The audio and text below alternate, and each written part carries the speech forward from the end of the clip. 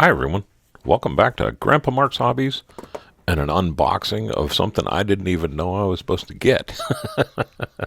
This came in the mail today and I cannot wait to show everyone. This is Gaahlerie's new Swallowtail SD side feed and siphon feed Swallowtail airbrush. It's a trigger finger airbrush type. I kind of like this for doing like wide surfaces where you can hold the airbrush this way. So I'm excited to see what we got here. It's a 0.28 and a 0.5 millimeter, and it comes with the fan cap. Trigger type dual action airbrush. They took the Swallowtail and ran with it, I guess. This is an Ace series. I love that they put the magnet on the box. I just love how they do that.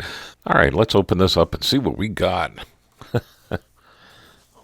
Got your quick start guide. I've never used a side feed airbrush, so I'll probably be reading this before I get over to the booth. But I've heard people talk about using the side feeds like that, and I've never seen it done or have used it. Gaahleri always sends their little gasket kit and their Teflons for the jet. I like that. That also tells me that you don't need a tool to take the jet apart, and I really like that. I also like how this is big for my Snicker bar fingers to be able to get into and take apart. Trigger finger feels good. Real good, real smooth. Let's keep going here. We have our needle, 0.5 needle. This is marked. I'll have to get one of those tins so I can put everything in. I love those tins. Yep, there's our jet. It's the Swallowtail drop-in, 0.5. Got a jar and a cup. Let's pull the cup out first. That's a big cup. Yeah, this will be good. Man, you could do a whole truck with this. That'll be, oh, and look at that. It unscrews too. So you can get up in and around and everything. And also clean out here. Nice. I love it when they make it easy to clean. That saves a lot of time, especially if you're just changing from one color to another or from a clear coat to something else. I'll put this, the jar, glass jar, metal cap. That's aluminum cap, man. Nice. Stiff rubber, so it'll hold that shape and pull off the bottom. Now, I have used siphon feeds many, many millions of times, but I've never had the opportunity to do a side. I'm going to leave the fan in here and the jet cover, just because I don't want to get things turned around. But I love this. Quick disconnect already on it. And I'll tell you what, if you've never used a Swallowtail, you're missing out on that trigger. Pull back just a little bit, you get all your air, and then you start bringing in your paint. It's got the adjuster in the back so you can limit how much you shoot. It's also see-through, and I'll show you something. The reason why I really like these see-through back caps is because that needle goes into the little hole in there, and when you're putting this back together again, you can see that, and it doesn't seem like much, but that does make a big difference. It just makes things easier. So our cup fits right on here. No problems. Just drops in, locks in place. That feels good and tight. But I can, if I put my finger up here, and I can tilt that back, so I can shoot. I can shoot straight down onto the workbench almost. If I got a bunch of stuff laying out on things like this, I can lay out and just grab one, go, real quick. I kind of like pointing down like that too. It's more comfortable. But you can also bring it up, like when you're shooting underneath. When you're shooting underneath the car body, you can tilt that up enough to where it's comfortable and you can see what you're doing. Oh man, I can't wait to get this thing over to the booth. Let's pop this off real quick. Nice. I mean, it moves freely, but it was tight on there, all at the same time. I like that. You know what, though? My knuckles are in the way. And here's something else. And I haven't read the instructions or anything, but look at what I can do here. I'm looking through the camera. I can switch over to the other side with the bottle, and now it's out of the way. Oh, that's great. That is great. I like that. No knuckles in the way, no fingers in the way, and I can shoot straight freaking down. I can shoot almost straight up. Well, I know I can shoot straight up, but it's comfortable right here. So yeah, this is nice. And man, I'll tell you what, that's a lot of paint. Both of them is a lot of paint. So let's tear this down while we got it at the bench. I'm going to come in just a smidge. So we can see a little bit better what we're doing. And I'll try my best to keep this in the center. I'm going to tear it down like I would tear it down to clean. And then we'll keep going and we'll pull everything out. Let me see here. We'll start just like I always clean. I always start by taking the back off and get it out of the way. I loosen my jam nut up just enough to where I can pull this back about a 1/2 inch. And then I snug it back up a little bit. Then I move to the front and I'll take my cover off. Look at how that's nice. Nice and big, easy to handle. And we'll take our cap and jet off. And the jet usually stays in the cap. There it goes. And then again, big, easy to take care of. Here's our jet. Here's our jet, just like a normal swallowtail. Easy. I'm not going to lose it. It doesn't need a tool. And that's a big thing for me because the ones that need the tool are always so small, and my Snicker bar fingers, and I work maintenance, and I have a tendency to over-tighten, and there's been more than one time that I've busted the needle or the jet off inside just because I'm stupid. No fault of the airbrush that I was using either, by the way. It's just I have a tendency to over-tighten. I always come in with my needle this way and out with my needle that way. It's a habit I recommend getting into because when you're using the airbrush, wow, really, I'm going to stop here for a second. That thing's polished. Look at that. That looks just like they polished it. Nice. But I pull it this way because when you're doing it, even when you flush these out, there's still going to be a little paint in between your jet and where the paint gets sucked in. So if you push it this way, you're taking all that paint that's left in there and you're pulling the needle out the front where the paint already is. If you pull it out this way, you're taking what was on that needle right here and dragging it through that gasket, through all this stuff out the back. And it's just, to keep the thing cleaner, if you pull it this way, all that paint goes forward. And then you're cleaning that anyhow. So we're to this point, which is where I would be to clean. I would pop this off, get it out of the way. I would flush through here. I would take my little brush and clean this out. And Gaahleri sends a nice little blow-in cap. And it comes with the tools to clean with, too. And I recommend getting that. I use it every single time I spray.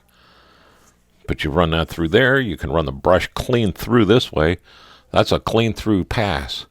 So you can put your finger on here, blast it through this way. You can put your finger on here and blast your cleaner through that way. Blast it with air a little bit, and that blows everything. Kind of just blows it off. But this is where I would stop when I was spraying. But let's dig in here. So I'm going to take my jam nut off. My needle's rolling away.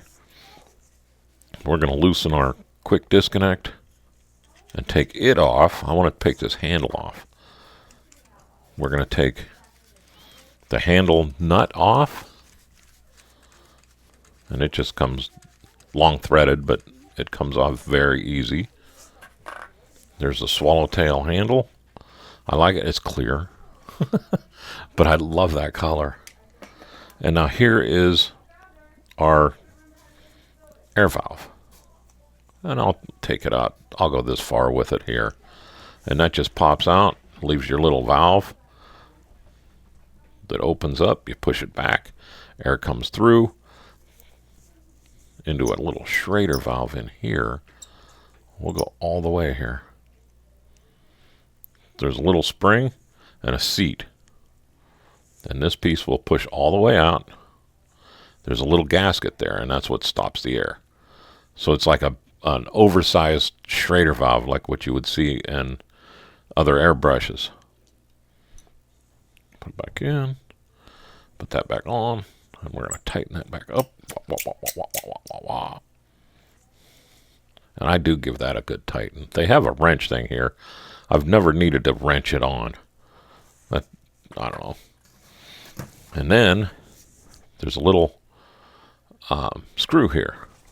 And I don't have my screwdriver. All right, all this takes is a flathead screwdriver. And what we'll do first is this end cap comes off. And it just screws off. There is spring tension on here. Be prepared for that. See there? It popped off. Keep your hands on that when you're unscrewing it. That'll come out. The spring and the little pusher will come out. And what this does is this is where the needle goes through and it clamps onto here. So this is pulling the needle out. And that spring tension is what keeps the trigger tension on there.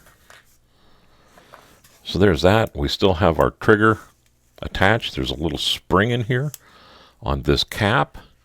I will take this off with my tweezers. They fit in here perfectly. Just like that. Oh, geez. How about if, before I do that, I unscrew the screw in the back that's holding it in place.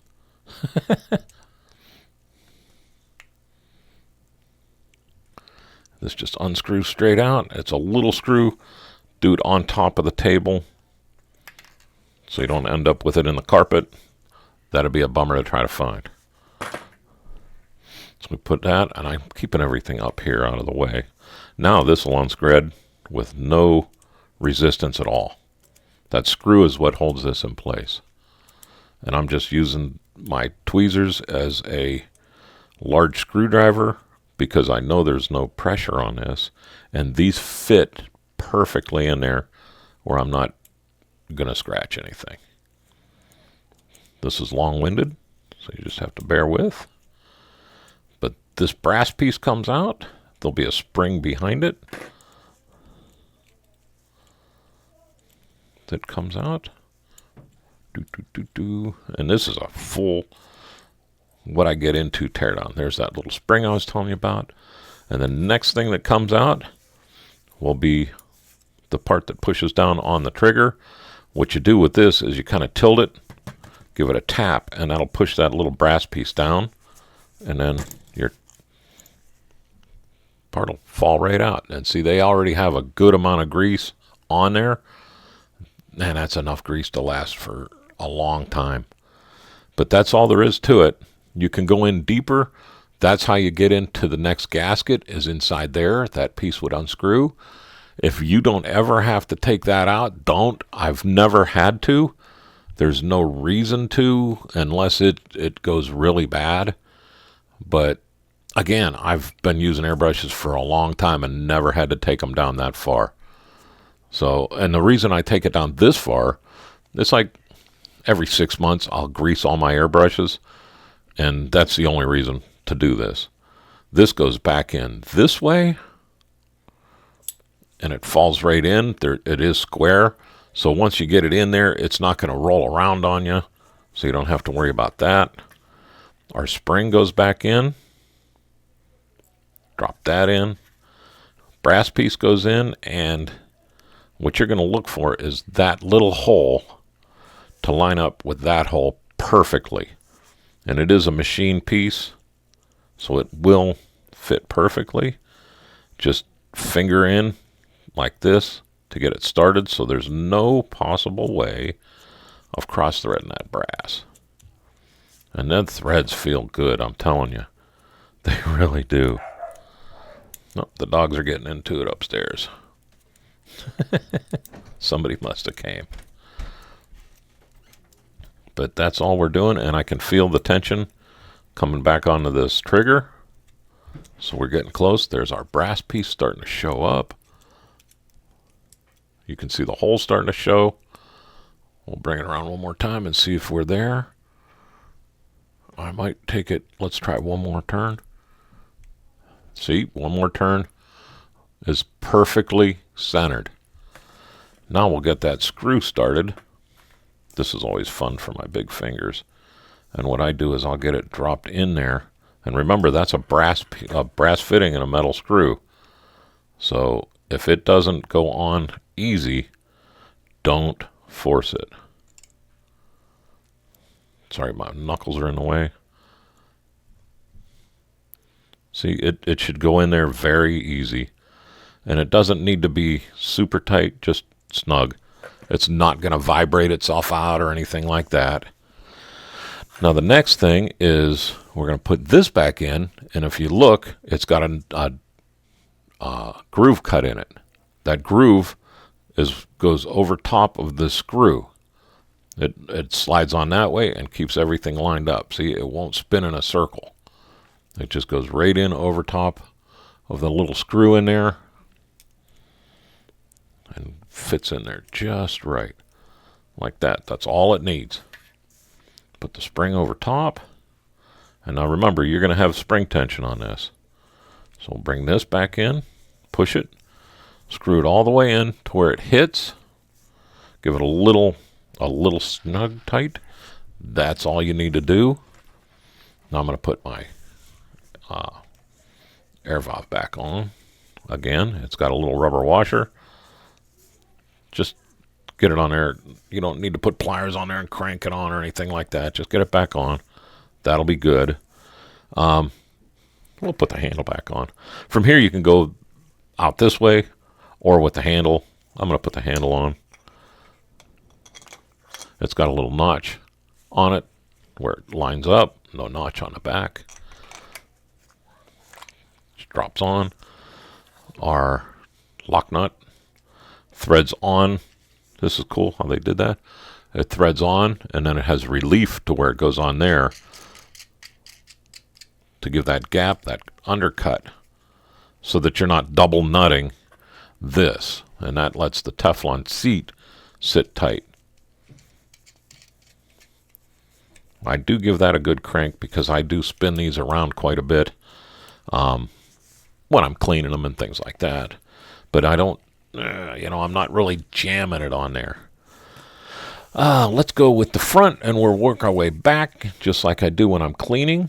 I take the jet, and I set it on like that. I'll get the cover,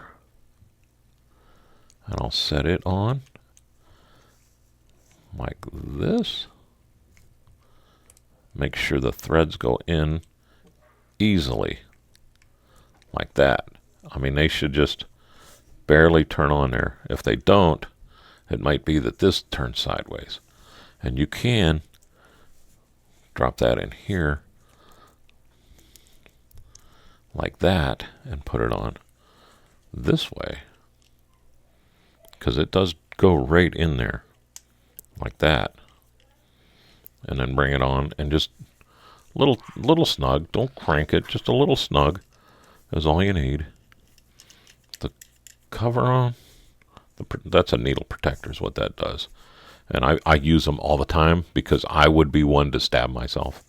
I don't ever get close enough to do work to where I need that off. Now we'll put our jam nut on. Just half a turn or so. It doesn't have to be on there where it's starting to make tension. You can feel it come up and hit. But I'll leave that a good half a turn off. Needle, I set it on my finger to help me guide it in. and it should slide right down in. Right there, I'm feeling that rubber gasket that I showed you where the brass piece was, and I'll push it past that. And I don't know if you'll be able to see it in the camera go through, but there it is. It's through here, all the way up through this gasket, up, and just touching the jet. Don't crank on it. You don't need to. Put that on. We'll tighten up our jam nut. I'm going to test it. Feels good. Put our back cover on.